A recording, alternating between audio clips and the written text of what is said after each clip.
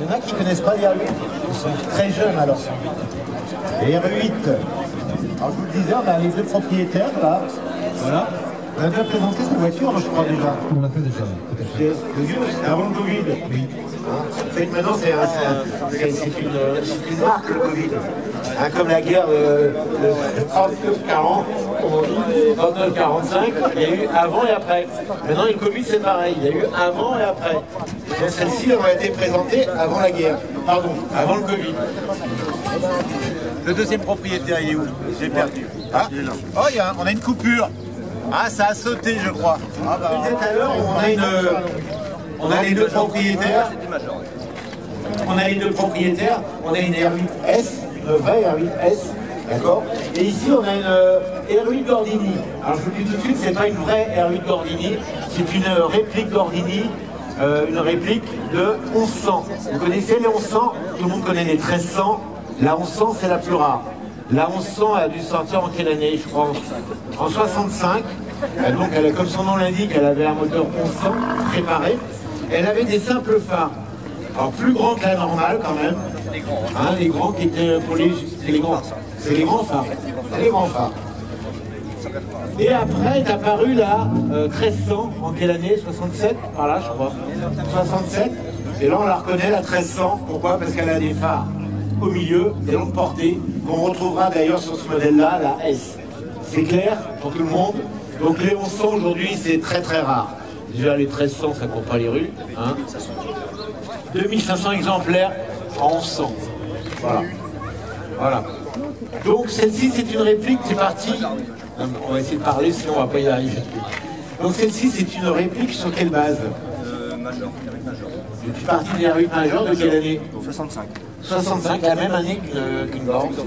Alors t'as été jusqu'où pour faire une réplique? Qu'est-ce qu'il faut changer pour avoir une réplique? Il faut avoir un moteur déjà. Non, le moteur est d'origine. Le moteur, c'est un moteur normal d'origine. C'est un moteur d'origine. D'accord.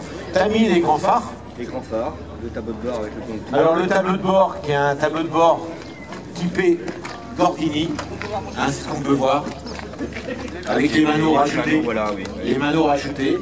La Gordini avait ce volant-là aussi, Oui, je crois. les 1100, oui. Les 1100. Et autrement, bah, tu l'as peint en bleu avec des bandes blanches. Tout à fait. Voilà. Qu'on soit d'accord, c'est une réplique, c'est bien aussi. Hein, mais il n'y a pas d'incompréhension. Moi aussi, je me suis posé la question. Mais comme je n'étais pas un spécialiste. Alors aujourd'hui, de restaurer une voiture comme ça, ça coûte des sous. Un petit peu. Des carrossiers. On va revenir ici. Ouais. Bon. À refaire cette voiture. C'est parti d'une base saine. Très saine. Très saine. On revient à toi. Donc toi, tu as une vraie R8S de quelle année? 69. Les R8S, elles sont sorties en quelle année d'ailleurs? 68-70. 68-70. C'est 2 ans. Alors toutes les R8S ont la calandre 4 phares. Donc on a repris la calandre de la R8 Gordini en fait, les gros phares et les longues portées. Le moteur lui est un moteur de 1100 sur lequel on avait mis un double corps. Et un abracam. Et un arbre à câble spécifique. Ça lui faisait monter, on gagnait combien par rapport à un moteur normal? Ça a fait 60 chevaux. 60 chevaux. Ouais. Oui, je crois qu'une R8, ça doit tourner autour de 50 chevaux à peu près. Ouais, à peu près. On gagnait un petit peu. Autrement, elle était identique à une R8 normale. Voilà. À part la couleur. Couleur. Elles étaient toutes jaunes, les R8S? Pas Non, tout le temps. il y a Bordeaux, il y a blanche et verte. Bordeaux, blanche, Verte, vert et donc le jaune. jaune, sous le bouton d'or. Il faut se rappeler aussi que les R8 Gordini, on croit que toutes les R8 Gordini sont bleues. C'est faux. Les premières peut-être, mais après on avait le choix des couleurs. On peut très bien trouver des R8 Gordini, mais aussi Bordeaux ou jaune aussi. Elles n'étaient pas toutes avec des bandes blanches et bleues. Ça c'est une croyance des gens. Donc autrement on a deux modèles donc, identiques en fait, hein, parce que la R8 de base est identique. La R8 est sortie en quelle année? Je l'ai dit tout à l'heure. Elle est sortie en 1962. Et c'était une révolution à l'époque, pourquoi? Qu'est-ce qu'elle avait de particulier? C'était la première voiture française à être équipée de ces détails techniques. Ce n'est pas un détail d'ailleurs. 90. 4 freins à disque, c'était la première voiture française à avoir 4 freins à disque. La première voiture française à avoir des freins à disque à l'avant, c'était la DS. Et la première voiture française à avoir 4 freins à disque, c'était la R8, donc en 1962. D'ailleurs, à l'époque, hein, Renault le marquait bien. Hein. Voiture équipée de 4 freins à disque. Alors, avec le temps, ça s'est effacé sur la lunette arrière, mais c'est vrai que c'était une avancée. Bon, à l'usage, les disques par rapport au tambour, il n'y avait pas franchement de différence. C'est ce qu'on m'a dit. J'ai jamais testé. Sur les Gordini, parce qu'il y avait une sarcofrein en plus.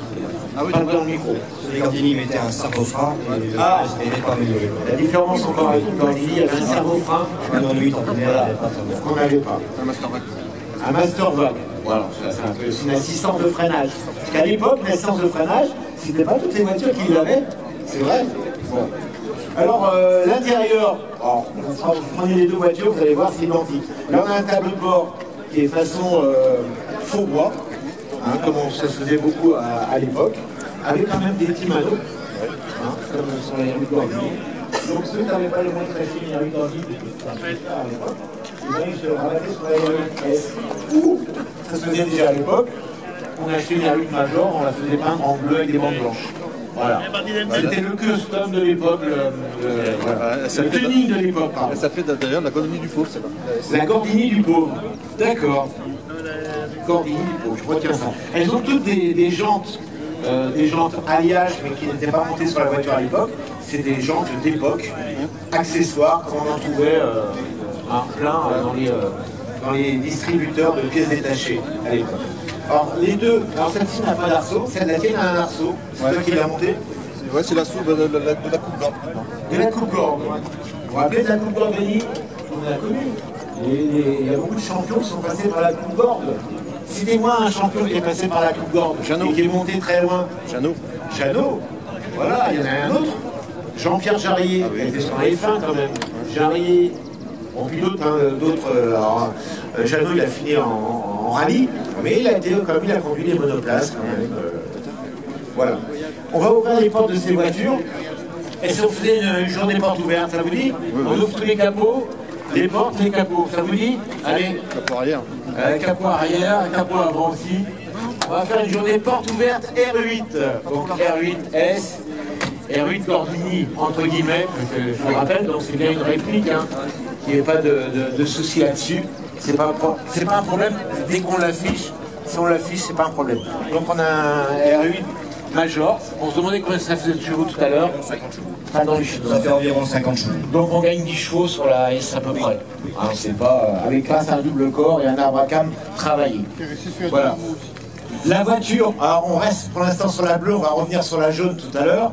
Celle-ci a été restaurée de A à Z. Comme tu dis, t'es carrossier. Non, je suis mécano, mais avec un camarade carrossier, donc c'est la voiture. Quand tu dis désossé, c'est là que t'as tout démonté. Tout, absolument tout. T'as laissé la caisse à nu. Oui, ouais. C'est-à-dire que la caisse à nu, il ne reste plus rien. Les portes, les ouvrants, les ailes sont démontées. Tout ce qui était amovible a été enlevé. Voilà, pour aller chercher la rouille. Oui, mais il n'y en avait pas. Donc, Il n'y en avait pas? Elle était saine? Alors je sais que c'est rare, une R8, il n'y a pas de rouille, c'est très rare. Hein. vrai. Tant mieux pour toi. On part sur une base c'est saine. pour ça que je suis parti sur un projet comme ça. Voilà, ok. Donc tu l'as désossé, tout décapé, et après, tu as choisi bien sûr ta repeindre en bleu. C'est mon fiston qui m'a dit papa, tu devrais faire une gorge. Voilà, il est parti comme ça. Il est où le fiston? Il est pas là? Il est pas là. Bon, ok. Et donc tu as choisi le bleu gorge, qui est une référence. C'est 418. De quoi? 418 à référence. Le 418, les passionnés connaissent. Donc après, les autres éléments étaient en bon état, l'intérieur, oui, tu as remis le même intérieur qu'il y avait. C'est l'intérieur d'origine. D'origine. Donc l'intérieur d'origine, c'est un intérieur rouge comme il y avait souvent à l'époque. Oui, mais pas sur la Gordini. Hein. La Gordini, ils étaient noirs. Tous. Toutes les Gordini. Gordini était noir. Donc là, on est parti d'une Major qui avait son intérieur rouge. Voilà. Ceux qui connaissent bien les Gordini, elles étaient spécifiques aussi au niveau du train arrière. Hein. 4 amortisseurs à l'arrière pour les Gordini. 4 amortisseurs à l'arrière, oui, pour les Gordini. Et des renforts particuliers. Ceux qui connaissent, on trouve toujours la différence entre une vraie R8 et une R8 normale. Tu as gardé tous les éléments d'origine, le volant d'origine, Oui, le levier de vitesse. Alors je vous rappelle hein, que toutes les R8, enfin, pas toutes les R8, c'est faux. Les premières R8 avaient 3 vitesses et après on est passé à 4 vitesses. C'est une 4 vitesses. Voilà. On a déjà les sièges avec réglables. C'est les majors, c'était Les majors. c'était une option. C'était une option. Alors les options à l'époque c'était ça. Des baguettes. Des baguettes chromées, des sièges réglables. C'est des petits détails hein, aujourd'hui. Voilà. Aujourd'hui ça serait des détails. Mais à l'époque ça avait son importance. Voilà. Le coffre bien sûr, quand il y a un moteur à l'arrière, le coffre est à l'avant, avec la batterie à côté. Oui. Voilà, pour essayer de compenser la batterie, hein, le poids du moteur à l'arrière. Qu'est-ce qu'on avait aussi pour faire un peu de poids? On avait la roue de secours. Alors la roue de secours, elle est où, madame? En dessous, non, même. Ah, bravo! Non. En dessous, on va Ah, bah regarder. non. C'est pas possible, bah non. Ah bah non, elle est où? Elle est pas là non plus. Tirer sur la manette. Faut tirer sur la manette là-bas? Elle est où? Ah bah je sais pas. Ah, il y a une petite manette là-bas, je vois. On peut tirer dessus ou pas? Non, il n'y a pas envie. Alors on va vous faire ça. Il y a une petite manette, madame. Elle est bien dessous en fait. Mais pas accessible par le coffre. Elle est accessible par ici. Ah, voilà. En fait, votre voiture a une langue. Vous voyez, ça se rabat vers le bas. Voilà, on va pas le faire. Parce que des fois ça s'enclenche mal. Et la roue de secours sort comme un tiroir. D'accord. Voilà. Et ce modèle-là, c'est identique. On revient à la jeu. Ah non? Ah, t'en as pas? Ah oui. Tiens. Alors, tiens, on va aller. Ah, la roue de secours, toi, elle est dedans. Alors, pourquoi elle est dans le coffre? Parce que j'ai mis la même taille au coffret. Ah, ouais. Ça rentre pas dans... Comme tu as mis des jantes larges, elle ne rentre plus dans son logement d'origine. Voilà. Celle-ci doit avoir sa roue d'origine. Je vous rappelle qu'à l'origine, hein, les roues n'étaient pas en 13, hein, c'était quoi à l'origine? En 15. Elles étaient en 15. Les jantes en tôle, d'ailleurs. Mais la plupart ont mis des jantes accessoires, hein, comme la tienne et comme l'autre voiture. Donc, toi, tu as mis la roue dans le coffre, ce qui prend du volume. Bon. Mais après, ça reste des moteurs de loisirs aujourd'hui. On part plus en vacances avec, je crois pas. Non. Voilà. Donc toi, tu l'as mis là parce que c'est une jante aussi accessoire. Voilà. Donc ça, c'était une particularité qu'on avait déjà sur la Dauphine avant et qu'on a repris sur la R8, le système de la roue. D'ailleurs, on trouvait ça aussi sur la Caravelle et Floride. Ils ont gardé ça sur plusieurs modèles parce que c'était plutôt que de la mettre dans le coffre, on l'a glissé en dessous. Bon, après, il n'y aurait pas eu ça dessous, ils auraient pu faire un coffre plus profond aussi. Hein. Ça s'équilibre. Mais enfin, c'est comme ça. Les Renault 10, hein, Renault 10 qui est une Renault 8 relookée, Voilà. c'était le même principe. On avait la roue de secours aussi dessous. Qu'est-ce qu'on a à l'avant? On a quand même les fluides, c'est-à-dire le lave-glace. On a quand même un lave-glace, attention. Hein. Et le petit bocal en verre de liquide de frein. Le moteur d'essuie-glace, et tout ça est séparé du coffre. Ce que vous voyez ici, c'est la fermeture du coffre. Voilà, et on aperçoit très bien les longues portées rajoutées, qui prennent un peu de place, et c'était le look. Beaucoup de voitures, à l'époque de R8, le propriétaire des R8 ont rajouté ses phares à la suite, ça faisait rallye. Il les reformait, certains, il les formait la taupe pour voir justement... Ah ouais? Ouais, certains. Ouais. Voilà, l'intérieur, alors tout à l'heure on a regardé l'intérieur de la voiture qui était Litre 20, Bordeaux, et là on a un intérieur noir. Mais vous voyez que c'est des moteurs, c'est des intérieurs identiques. Qu'est-ce qu'on a en bas là? On voit un levier de vitesse, on voit un frein à main, et on voit après, tout en bas, un petit levier. C'est le starter. Ah, étonnant. J'ai eu des Renault 10, moi, j'ai jamais eu ça. Les RS, parce que vous avez tout le corps, il y a certaines notions automatiques. Ah, sur les autres, c'est automatique. Voilà. Hein, La major, elle est automatique. sur la major. D'accord. Je vais me mettre à bord de cette R8.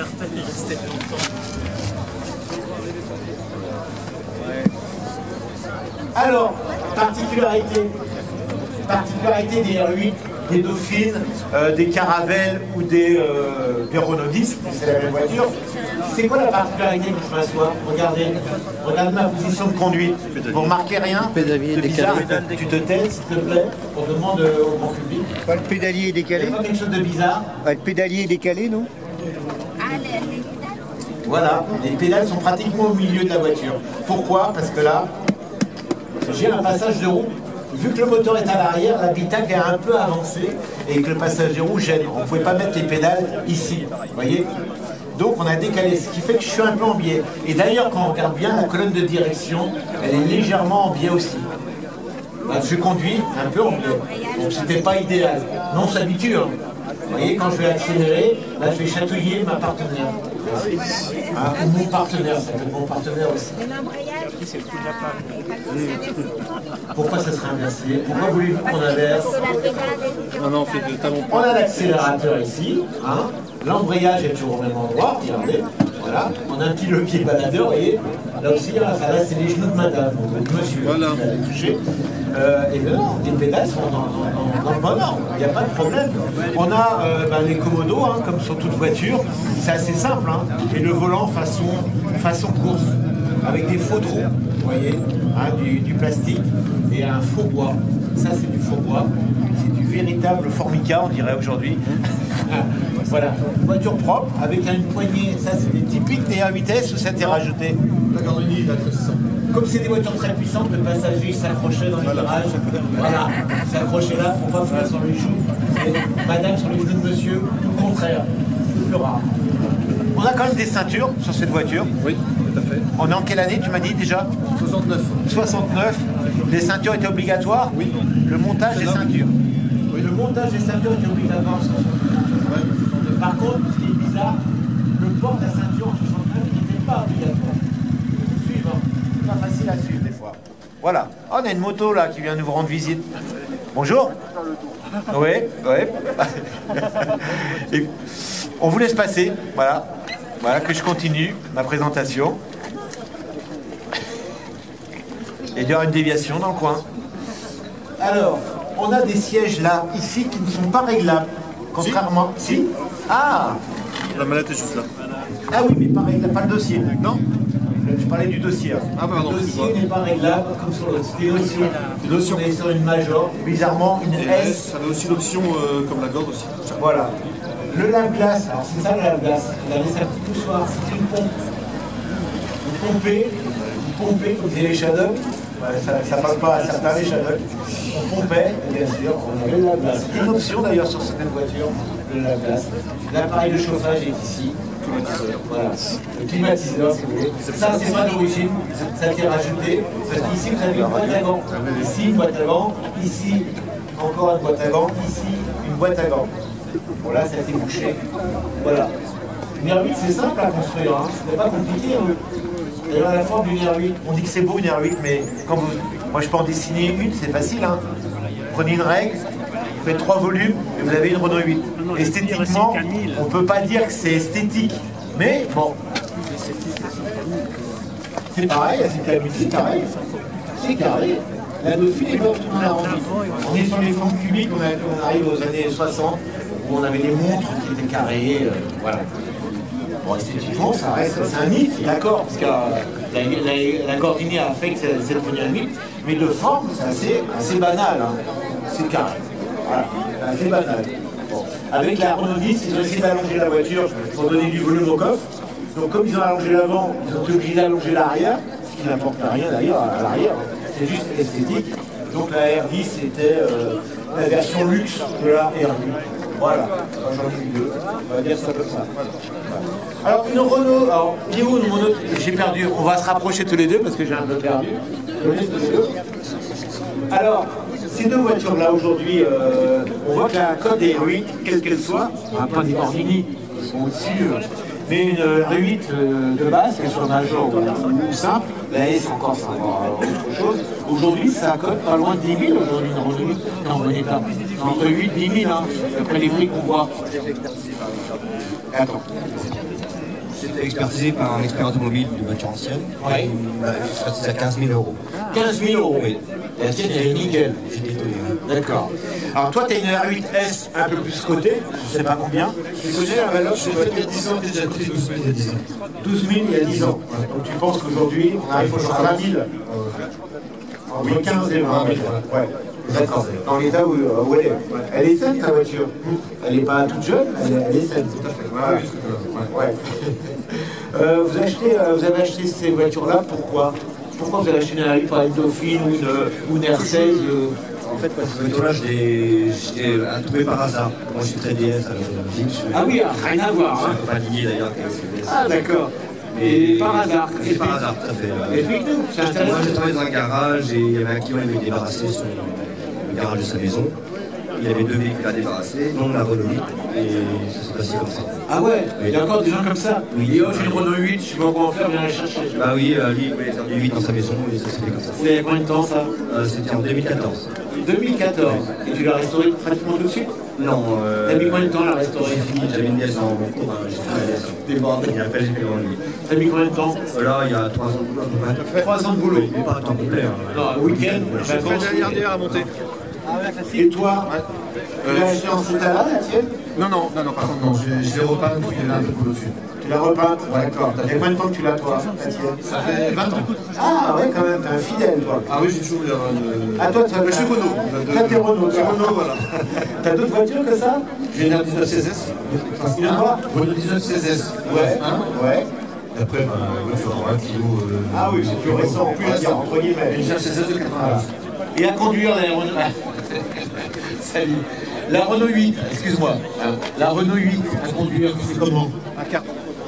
C'est très plaisant. Au début, c'est un peu déroutant, mais c'est très plaisant. Surtout avec les gens en 13+, c'est encore mieux. Ah oui, oui. C'est un kart, c'est ça? Ah ouais, pour moi, oui. En 13, c'est en 15. Non, c'est 14. Ah ouais? D'accord. C'est un cascole. Ça fera pas autant ce que je fais en 13, en 15. D'accord. Écoutez, on va vous remercier tous les deux d'avoir présenté ces deux voitures. Vous pouvez les applaudir, mesdames et messieurs? Voilà, une copie de R8 Gordini en 100 et là, une vraie R8S. Voilà.